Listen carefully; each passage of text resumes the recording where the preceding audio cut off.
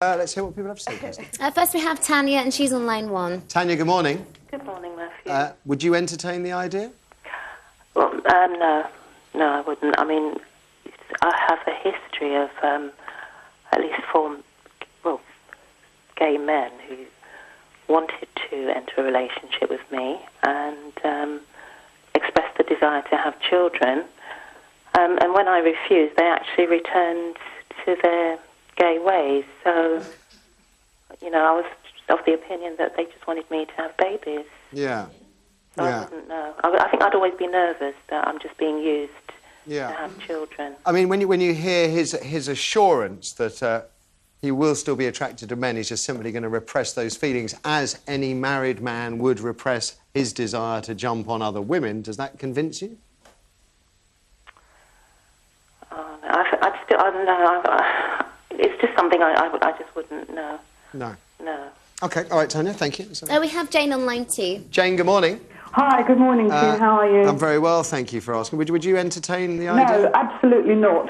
35 years ago, when I was very young and very naive, and I used to work with some gay people, and I hadn't a clue that they were at the time, I tried to convert this guy. He wanted a partner to go to somebody's wedding with him, and I thought, you know, he must like women. It's just, you know, I mean, 35 years ago, you have to understand that it was something that was very much in the closet. Nobody talked about it, etc. And I thought I could convert him and be his girlfriend, and of course that never happened. And I know of people even today in my age group, in their 50s, that are married, they do have families, and they actually are gay.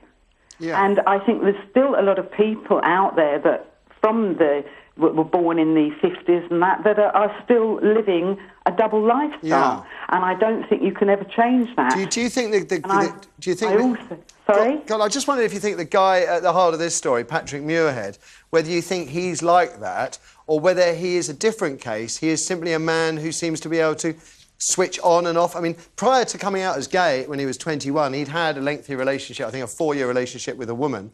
Maybe he's just someone who maybe is lucky or cursed with the ability to switch one way or the other. That he's some. No, I think it's a case of they've tried to be heterosexual to fit in with society as it was, and it just hasn't worked. I mean, you know, Paul O'Grady, he got married, didn't he? He has a daughter.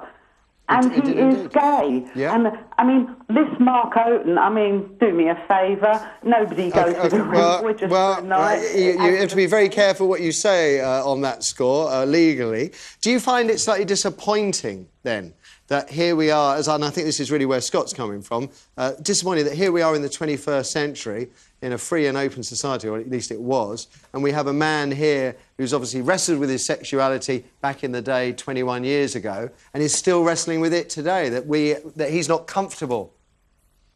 Well, yes, that is a fact. I'm afraid it's a fact. We're not all the same. We're not all strong. We can't all go with our convictions, you know, and that is a fact. It's a characteristic, isn't it? We're either tough and we can face it and we can get on with our life as we want to live it, or we absolutely can't. I mean, this rugby guy that's just recently, you know, come out. I mean, look at all those years that he was hiding, you know, behind his sexuality. So, I mean, it happens to... There's still a lot of people out there, and I think young people now growing up are extremely confused. OK, then just one more word, Jane. I think you're speaking a lot of sense. What is your take on the Times, albeit Times 2, but the Times newspaper covering this story? I mean, it's annoyed Scott.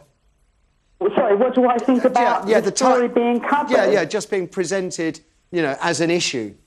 Well, no, I mean, it's just sensationalising everything, and I mean, I don't know which newspaper it was. The Times. Obviously, there are still people out there in society today that are very much opposed to any lifestyle that is different from their own, perhaps, and try to make something out of it. OK. I don't think he's got funny ears at all. I think he looks all right, Scott. I'm sorry. Does he fly the helicopter, or does it fly him? No, if you read the comments, too, online, after the Times article, it really has released the loonies, of course. They're like, oh, good for you for choosing the correct path and all that garbage. It's like, come on. Why do people even care?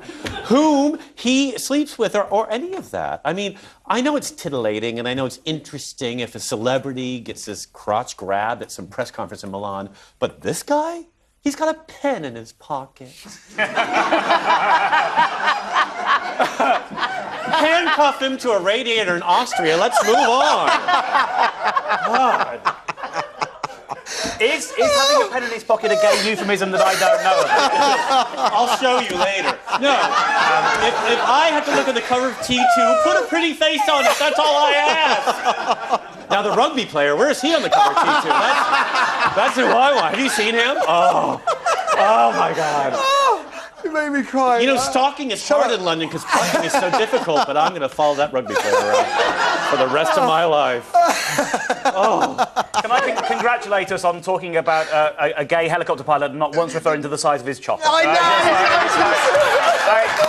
Well done, all of us, for that. We avoided that bullet. We dodged that bullet. Or indeed his joystick. Anyway, so we got through that. Oh, I've got to get the tears up my eyes. Right, thank you for the last call, James. Shall we have a quick word with our audience? Okay, let's do it. So what's your take on this? I just think in this day and age there is no such thing anymore as a normal family. You have well single said. parents. You well have, said. You know, such a diverse thing, and we need to celebrate that. I think actually it's a bigger issue, which is this gentleman has issues about what he perceives as normal, what he perceives as acceptable, and that is something he has to deal with. And don't bring a child into that. That's absolutely unfair. You have to get sorted in yourself, and then you can be a perfect role model for a kid. Friends of mine have done it in China using a surrogate mother, and they're the happiest couple alive at the moment. Well said about the normal thing. I hate this idea that we've all got to be normal because I've never met anybody who is. So. No, but the Times is also, I think, borderlining the Jan Moyer thing of her perception of what's normal.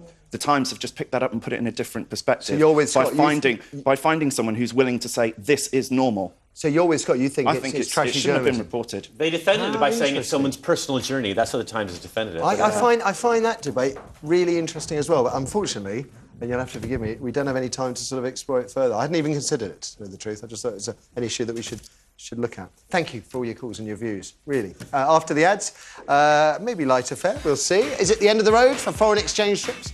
Did you have fun on yours? Would you like your sprogs to share the same experience? Now, there's a question, especially if your exchange trip was as nightmarish as mine. 0207 173 5555 is the number for your stories. That's foreign exchanges, 9 danker, after these ads. In 2001, 75% of secondary state schools ran foreign exchange trips. But what percentage do so now? 20, 40 or 80%?